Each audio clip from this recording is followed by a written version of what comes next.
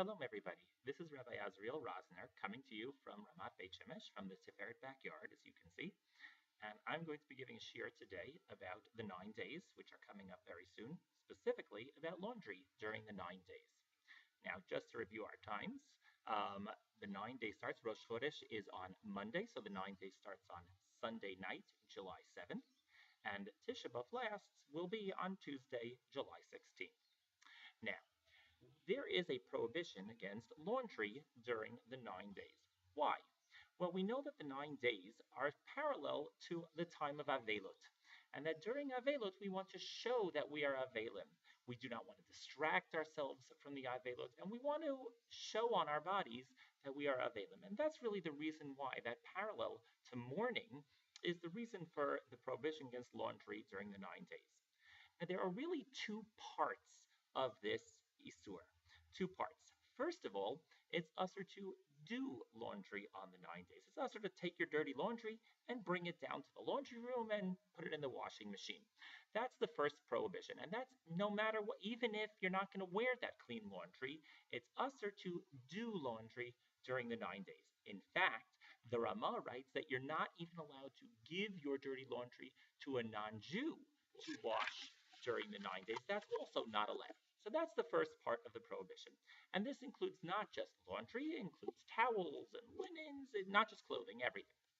The second part of this Isur is that you're not allowed to wear freshly laundered clothing. Let's say this week, right now you're seeing this video maybe on Friday or on Saturday night.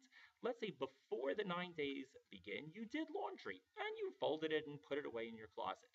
During the 9 days, you're not allowed to wear that freshly laundered clothing.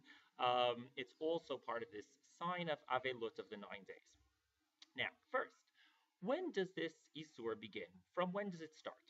So here we have a difference between the Sfardim and the Ashkenazim.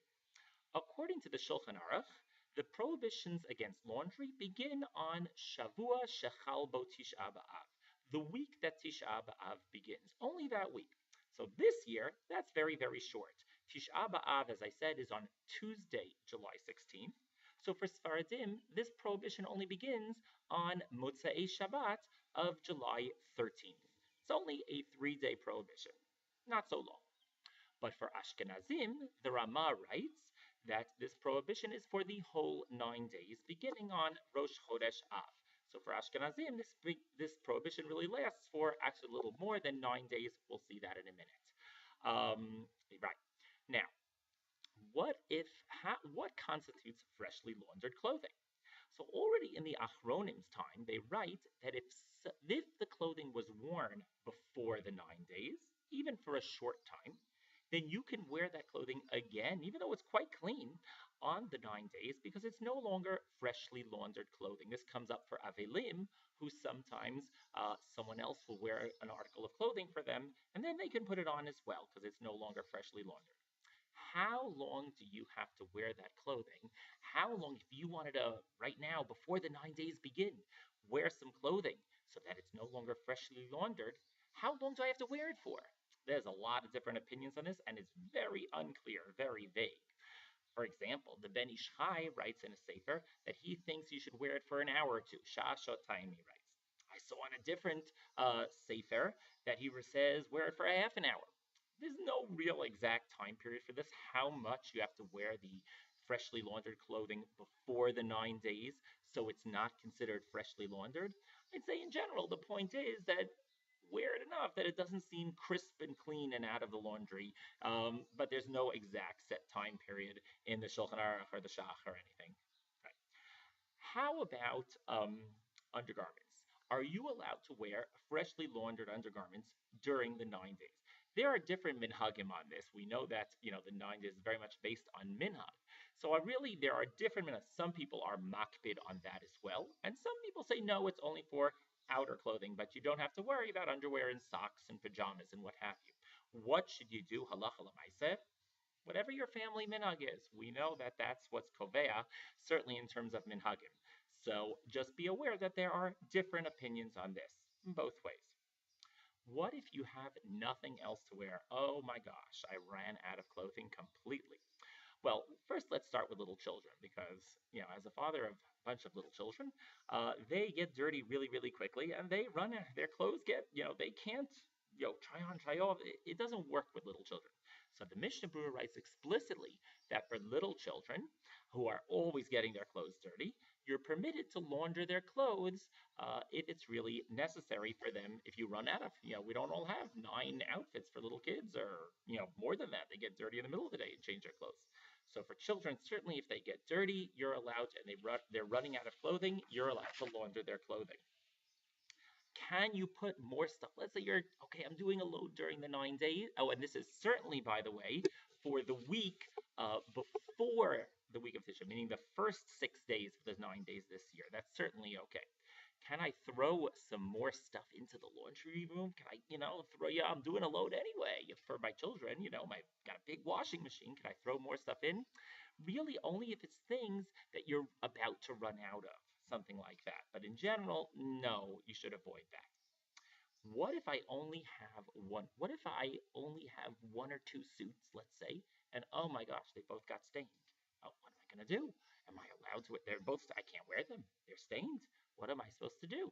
So then the halacha is that certainly for Ashkenazim, during those first 6 days, meaning from Rosh Chodesh Av till Shabbos, you are permitted to wash them if you have no other of that type of clothing. If both of your suits got stained or something like that.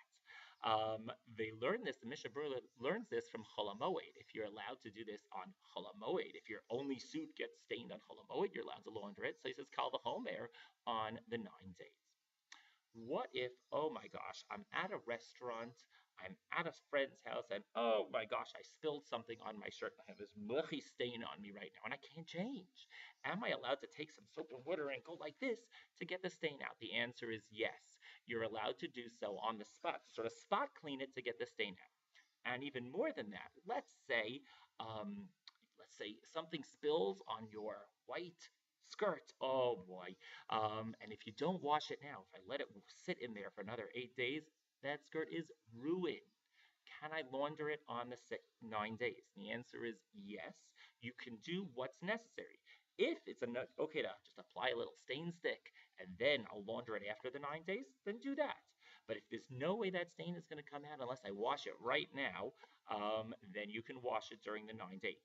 Now, after you wash that white skirt, you can't wear it during the 9 days, but you can wash it during the 9 days if the stain is going to set in and the article of clothing will be ruined.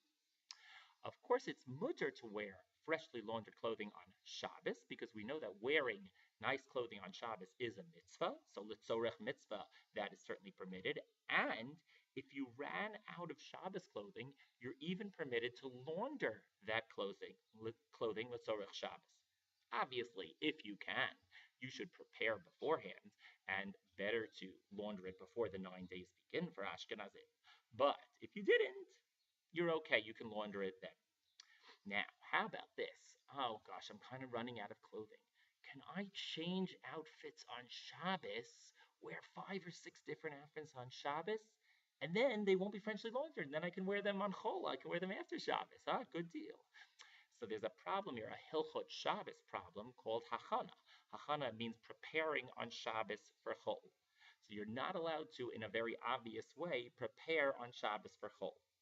On the other hand, if you did wear an outfit on Shabbos and now, okay, I'll wear that white shirt on Chol, I wore it on Shabbos, that's fine. But you can't purposely go out of the way in sort of in an obvious way to Hachana for Shabbos, for Chol on Shabbos. Okay. Even so, we just said Litzorech mitzvah, it's permitted to do so. I'll throw this in, that I saw in the name of Rav Shlomo Zalman Auerbach Zatzal, that if you are going on a date and you really have to make a good impression, you can wear freshly laundered clothing. Good to know. You shouldn't wear stained clothing on a date, make a bad impression. He held that that was also Litzorech mitzvah. So, always good to know. Finally, when does this prohibition end? So for the Shulchan Aruch for Sfardim, it ends at the end of Tisha B'Av. On Tuesday night after Tisha B'Av, July 16th, you can do laundry. For Ashkenazim, we wait a little longer. We wait until Chatzot, noon, on the 10th of Av. And that's because the Beit HaMikdash really continued to burn on the 10th of Av. So we continue these prohibitions, many prohibitions, until Chatzot. When is Chatzot this year? That depends where you are. Hopefully you're watching this video all over the world.